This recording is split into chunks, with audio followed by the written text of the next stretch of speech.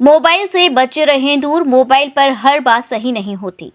Hindustan engineer college में 4 दिवसीय कार्यक्रम में भौतिकी की खोज प्रख्यात भौतिक विज्ञानी और कंसेप्ट्स ऑफ फिजिक्स के लेखक पद्मश्री प्रोफेसर एस.सी. वर्मा ने उन्होंने बताया कि भौतिक विज्ञान की शुरुआत हमारे जन्म से हो जाती है। उन्होंने न्यूटन के गुरुत्वाकर्षण के नियम को समझाया, जिसमें उन्होंने बताया कि हर वस्तु तब तक स्थिर रहती है जब तक उस पर कोई बाहरी बल न लगाया जाए। दूसरा, अगर हम किसी वस्तु पर बल लगाएंगे तो त्वरण उत्पन्न होगा। और तीसरा, जिसमें ये बताया कि हर वस्तु दूसरी वस्तु को आकर्षित करती है और ये आकर्षण बल उनके द्रव्यमान और दूरी पर निर्भर करती है।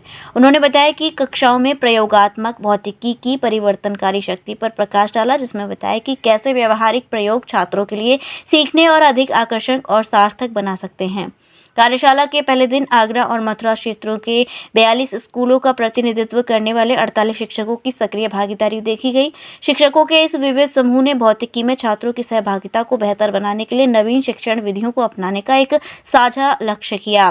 प्रतिभागियों ने कम लागत, आसानी से क्रियान्वयन योग्य से लेकर जटिल अवधारणाओं के उन्नत प्रदर्शनों तक प्रयोगों की एक विस्तृत श्रृंखला का पता लगाया। इस सत्र ने शिक्षकों को भौतिकी पाठों को अधिक इंटरैक्टिव और प्रभावशाली बनाने के लिए कार्यवाही योग्य सुझाव प्रदान किए। ऐसा कुछ खास नहीं है, वो स्कूल से ही शुरू हो जाता है। फिज़िक्स और मैथमेटिक्स का जो फोबिया है, और इंजीनियरिंग में तो मैथमेटिक्स भी चाहिए होती है, फिज़िक्स भी चाहिए होती है और अच्छी खासी चाहिए होती है। किस ब्रांच पे है उस पर डिपेंड करता है। शुरुआत से ही हम लोग जो है फिज़िक्स को ज़िंदगी के साथ जोड़ नहीं पाते, जबकि फ़िज़िक्स हमारी ज़िंदगी की ही बातें हैं सारी।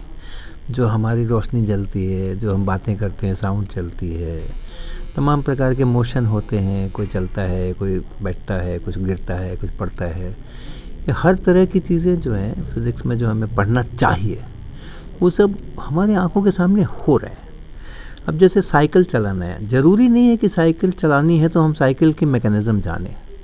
तो हर किसी को फिज़िक्स पढ़ने की ज़रूरत नहीं है, फिर भी वो फिज़िक्स जानता है। अपनी ज़िंदगी के सारे काम लोग फिज़िक्स से ही करते हैं। लेकिन अब अंदर का मैकेनिज़्म जानना, ये फिर फिज़िक्स पढ़ना हुआ। अब हमने अगर साइकिल ही नहीं दिखाई और उसके अंदर के मैकेनिज़्म बताना शुरू कर दिया बच्चों को, तो वो कैसे पढ़ सकते हैं, वो क्या समझ सकते हैं? अभी यही हो रहा है। जो नेचर का जो है, प्रकृति में जो फिज़िक्स है, हम उसके साथ जोड़ते नहीं हैं और अंदर का मैकेनिज़्म बता रहे हैं कि लॉ ऑफ मोशन क्या होता है, लाइट कैसे चलती है, रिफ्लेक्शन कैसे होता है, रिफ्रैक्शन कैसे होता है।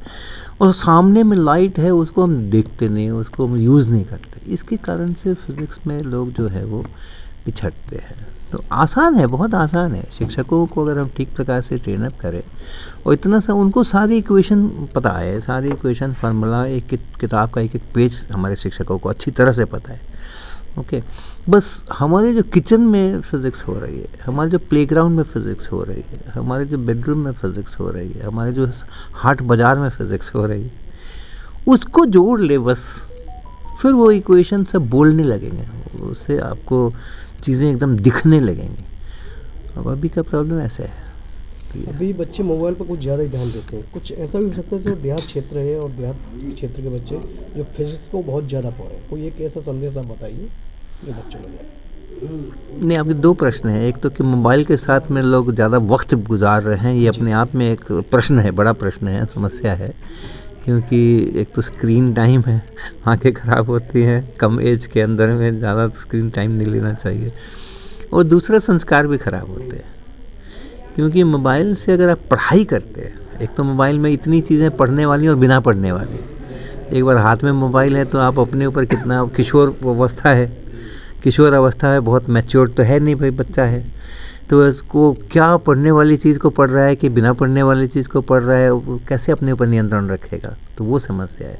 उसके अलावा अगर पढ़ाई भी कर रहे हैं मोबाइल से, तो इतना सारा वहाँ पर माल है कि आदमी खो जाता है, जो बहुत ज़्यादा होना भी अच्छा नहीं है।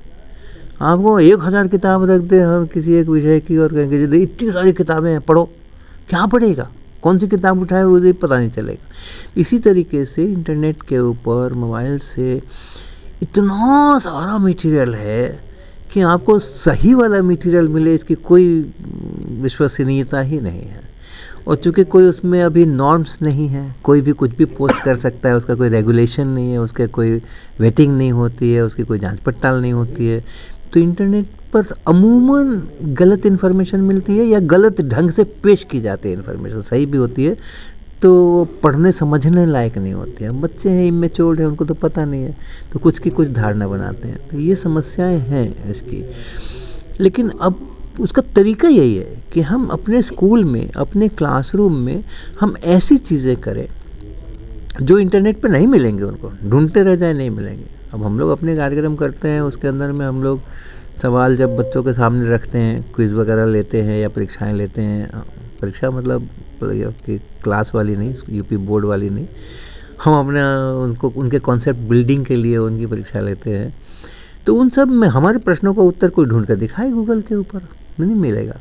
तो क्लासरूम में एक क्लास का रिलेवेंस बना रहे, स्कूल सिस्टम का रिलेवेंस बना रहे, स्कूल के जो टीचर्स हैं उनका रिलेवेंस बना रहे, इसके लिए ये ट्रेनिंग बहुत ज़रूरी है शिक्षकों की, कि अभी तक जो सिलेबस में लिखा था किताब में उसको पढ़ाते थे, अब उसको पढ़ाने से काम नहीं चलेगा, हमारा अस्तित्व ही समाप्त हो जाएगा।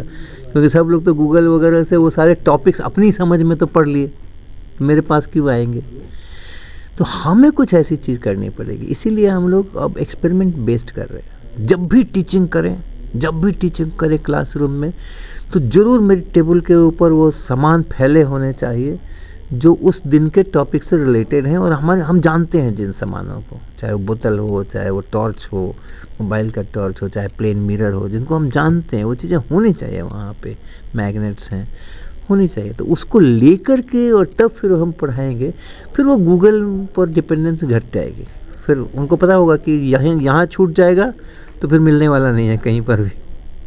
आज ही लाएं अपनी मनपसंद Maruti Suzuki car Uma Motors Arena से और पाएं तुरंत फाइनेंस की सुविधा कम से कम ब्याज दर पर।